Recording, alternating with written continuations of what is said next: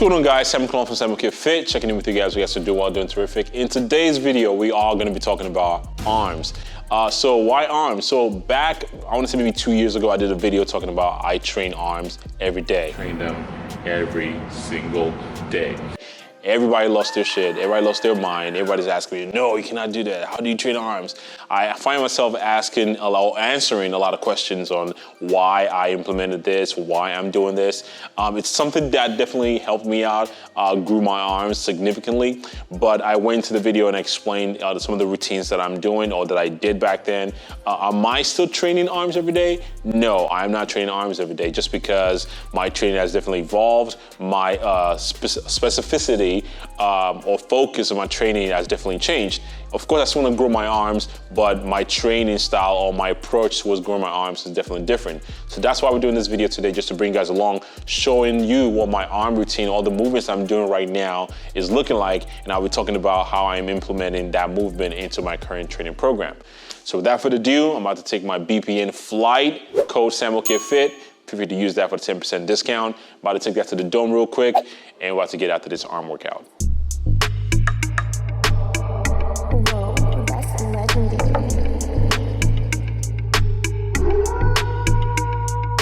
First movement we are going to be doing is going to be the preacher curls, and I like to use this as a starter just because I like to isolate the bicep itself, get a nice stretch. And one thing I also want to apply to my movement, I've been applying to my movement, especially when it comes to arm training, is applying a decent amount of intensity. Luckily for me, I've had the pleasure of training with people like, Jared Feather, Mike Zutel, and they will let you know real quick that your intensity is not up to where it needs to be. And I'm trying my best not to make it as boring as possible. Actually push myself like I normally would when it comes to arm training, like I would do on a leg day, for instance. So first movement, preacher curls, 3 sets, about 12 to 15 repetitions.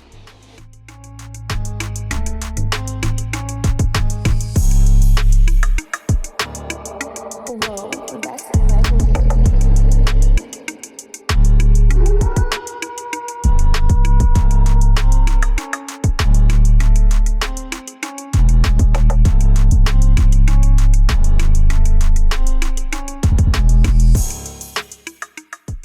Pro tip, if you use full range of motion, proper form, you will need to ego lift.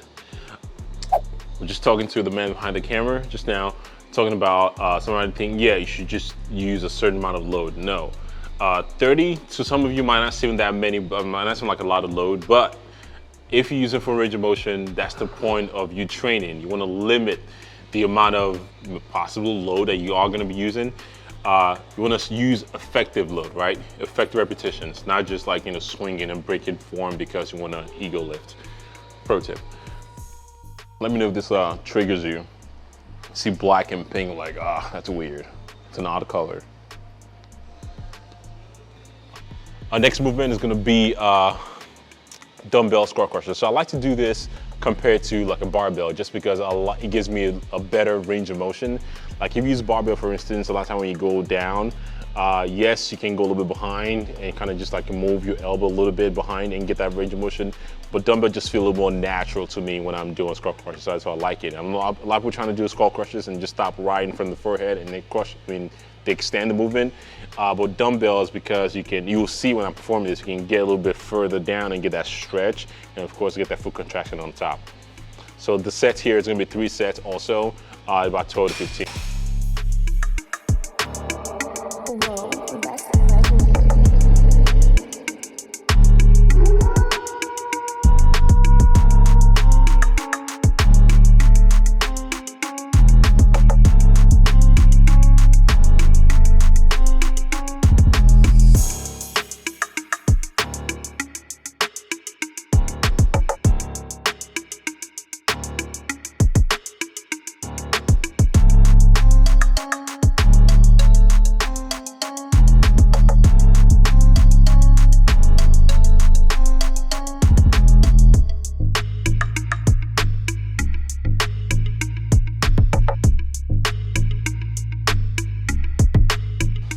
Another thing real quick, throughout this movement, you'll notice a lot of the sets I'm gonna be doing, it's not gonna be a lot of tricep movement. Why? Because again, I have a strong tricep compared to my biceps. So again, a little pro tip when you're trying to train, you're trying to design your own training program, right? You got to think about what's your dominant muscle groups. Do you need more? Do you need a maintenance volume on those muscle groups? Things you need to think about, just to make sure you're not doing junk sets and just catering like, your relevant volume. It's not relevant, but you can get more by catering those volumes to like arms, for instance. So predominantly, majority of my movements are gonna be catering towards biceps instead of triceps. So 2 movements for triceps today, and we're all gonna be doing about 3 movements for biceps. That has definitely changed from the last video that I showed you guys. Second set, let's go.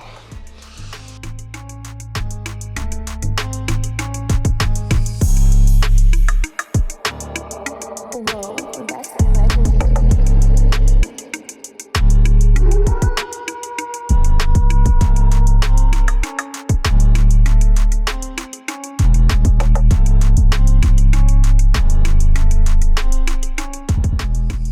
And also, 2 sets into triceps, my triceps are already on fire.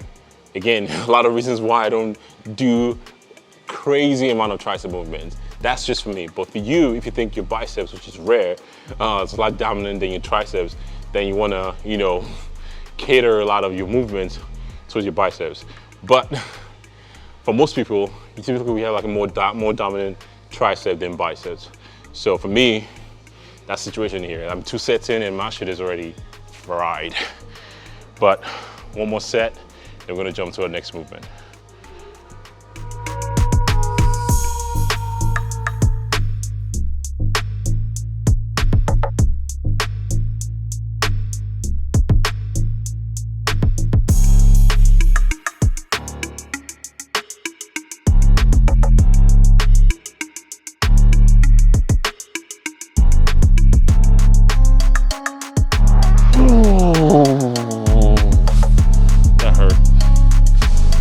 Really good, that hurt.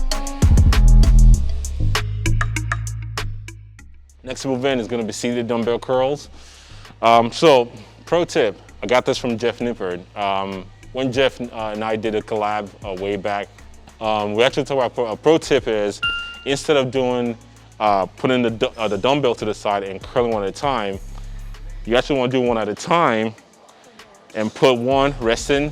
He actually cited a study, if I can find it, I'll link in the description, cited a study where people actually did more bicep curl by just, letting this arm rest first, finishing this and bringing it back up. People actually produce a little bit more output. So, and I've been using it as sort of logic in training or doing bicep curls. Again, is it gonna be like, revolutionize, how you train? No, but something just to think about when you're doing, performing a movement like this. So this is gonna be 3 sets, 10 to 12 repetitions. Again, form is key. We're not chasing load here. So.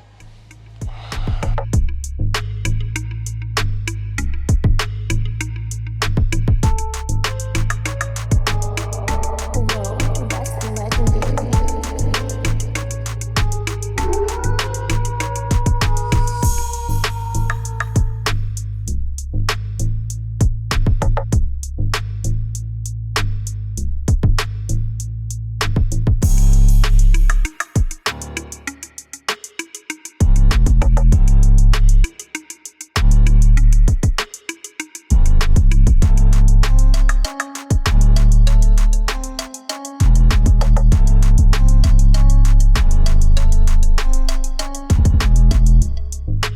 I just gotta hug the weight, like sweet love to it. Shout out Chris Jones. Okay, so this is not part of the routine, but again, because we're shooting right now, and I just wanna give you as much gym as much as possible. So arm blasters are great, are terrific piece of equipment for you to use. But if you don't have access to it, this is a pro tip, this is a quick adjustment you can do. So what you wanna do is, your triceps, you wanna lay down, let it flush against your lats, right? And you wanna keep it there. So when you keep that press in between like this, when you keep that press, your lats essentially is serving as the arm blaster. So all I'm doing is I tuck it in here. There's no arm blaster, but does it look familiar to you? It does. So pro tip, if you don't have arm blasters, you can definitely use this movement. This is not part of my routine, but just a quick pro tip. So the next movement we're gonna be doing is gonna be cable tricep pushdowns. Next movement, tricep cable pushdowns. 3 sets, 12 to 15 repetitions. Form is key on this one. So before I move, I'm gonna show you real quick. Before I even execute, I'm literally tucking down my shoulder and my shoulder joint stays there the whole time. The only thing that's moving is literally my forearms. Push down, shoulder's not really moving, it's staying down and just pressing down. 3 sets, 12 to 15.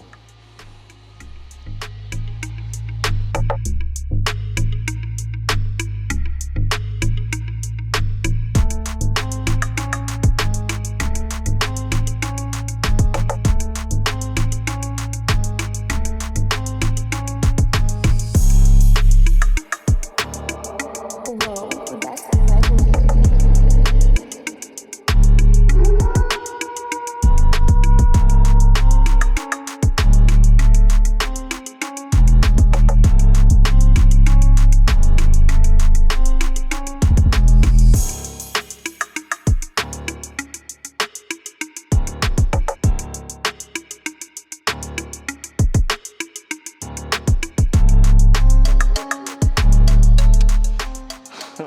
Great pointer.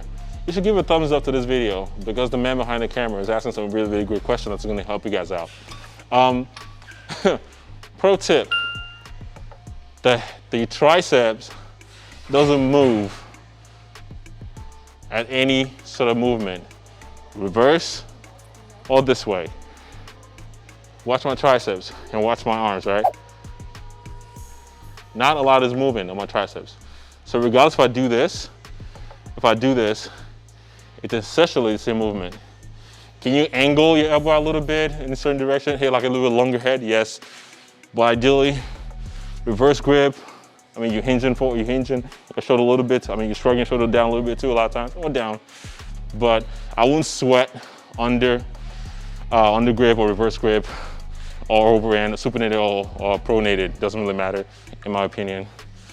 So I wouldn't sweat it.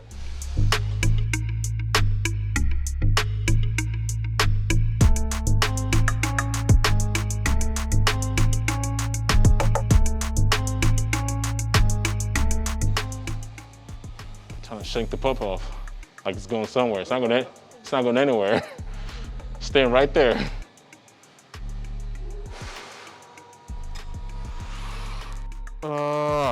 That hurts in a good way.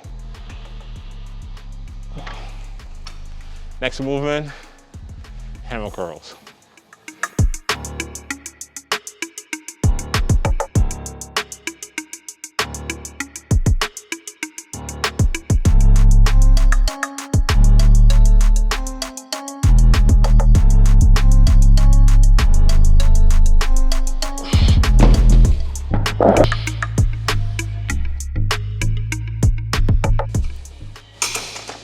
You can make the argument again.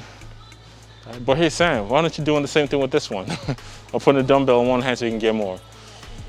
Hammer curls feel stronger for me. So I don't feel the need to do that sort of strategy to get more. It's a strong movement for me. So if it's a weak movement, I know I get tired more by doing alternating dumbbell curls. So I can use this sort of strategy to get more. But here, obviously you can see I went higher. It's a heavier load compared to the 30s I was using before, so I can get stronger here.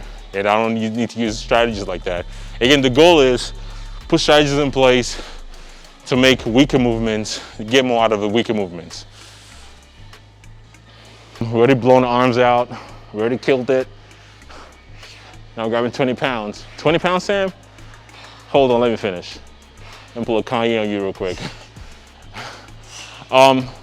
So Zottman curls is a great way to add a little bit more intensity, get a little bit more out of your arm training. We're not chasing the load. chasing repetition. So that's why with this movement, we're gonna do 2 sets, AMRAP. Again, one of the key things I've been doing is trying to find ways to add intensity to my training and not just like, casually just go through it. Because again, I'm still trying to grow my arms, get them as big as possible. So shout out to Jared Feather, because I'll be channeling my inner Jared Feather. I look a little crazy from time to time, don't judge me. So Zottman curl essentially, curl, you twist, down. And that's what we're doing, reverse, and wrap.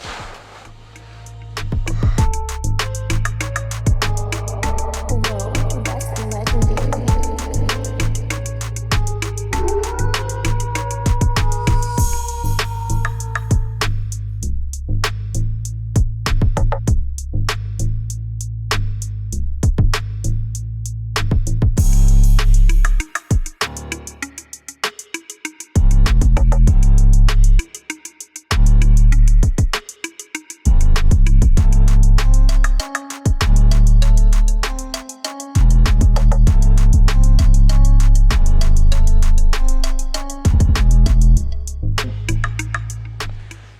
Trying to have as much intensity in my arm session like I would on my leg day. It's easy for me to get in time to have, that mentality, that dog mentality, that grind mentality when it comes to legs. It's legs. It sucks, but it's fun. But arms, I'm like, that was my attitude. But now, the intensity, my approach, training arm day, I'm trying to have the same approach that I use when I'm training leg day, because I'm trying to improve everything, right? Not just my legs. So can't be sabotaging my gains by just going with the motion when it comes to arm training. Arm day, got you sweating. Trying to go there. D-E-R-E, deer. Not deer, dare, I don't know. You know what that means. You might not know. Shout out to Alberto Nunez, the OGs of the natty world. They know what's up. That's a wrap, man. That's an arm day for me.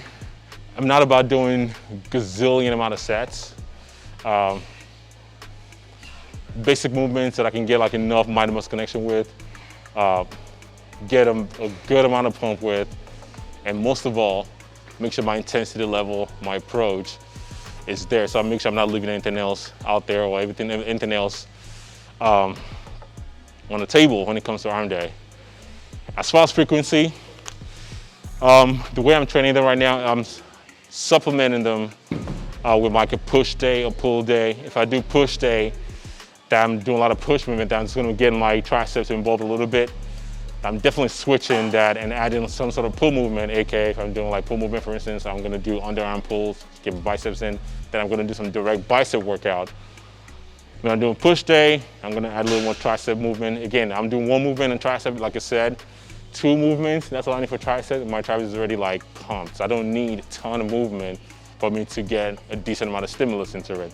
But bicep, on the other hand, it's the weakest part of my arm, so I'm finding ways to add 2 or 3 different movements when I do pull. Nothing specific. If there's anything, I auto-regulate arms. But when I do train them along with any other movement, the intensity definitely is there, or has been there. That's one of the biggest changes I've made since last time I made the video. But anyways, that is what a full arm day should look like for you if you're trying to grow some arms. That's all I got for you guys. Peace. And if you like this video, make sure you comment, like, subscribe, and share with your friends. And I'll see you guys on the next one.